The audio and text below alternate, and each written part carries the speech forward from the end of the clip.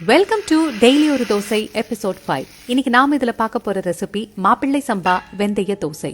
ஒரு பாத்திரத்துல 2 கப் அளவுக்கு மாப்பிள்ளை சம்பா அரிசி எடுத்துக்கோங்க. அந்த அரிசி பார்க்கறதுக்கு இப்படி இருக்கும்.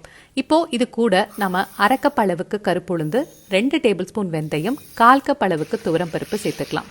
இது எல்லாத்தையும் நல்லா கழுவிட்டு இது கூட தேவையான தண்ணி சேர்த்து 6லேருந்து 7 மணி நேரம் ஊற வச்சிடுங்க. இப்போ ஊற வச்ச தண்ணியை வடிச்சிட்டு இதை ஒரு மிக்சி ஜார்ல சேர்த்துக்கோங்க.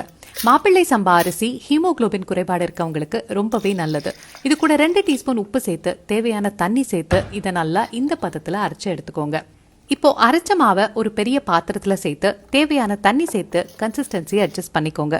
இதை நல்லா ஒரு 8 மணி நேரம் புளிக்க விட்டுருங்க.